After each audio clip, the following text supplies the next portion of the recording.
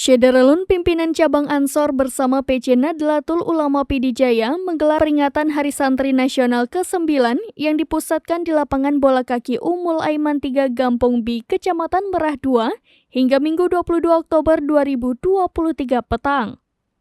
Sekretaris PC Ansor Pijay, Tengku Zaharullah kepada serambinius.com pada Senin 23 Oktober 2023 menyebutkan, momen peringatan HSN ke-9 tahun 2023 ini turut menghadirkan 1.000 santri lebih dari berbagai kalangan dayah di Pijay. Disebutkan juga meski dalam waktu singkat, peringatan agenda tahunan HSN tersebut sebelumnya telah dipersiapkan dengan melibatkan para pengungsi PC Ansor dan PCNU, Banser, serta Nahdien. Tahun ini, peringatan HSN ke-9 dirangkai dengan kegiatan pihak panitia pelaksana memberikan piagam penghargaan kepada para santri berprestasi. Ia juga mengatakan ini dilakukan untuk memberikan motivasi kepada para santri dalam mengejar prestasi belajar.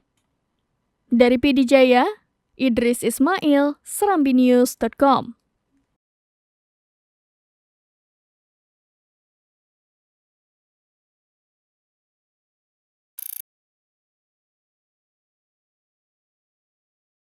Download Tribun X sekarang, menghadirkan lokal menjadi Indonesia.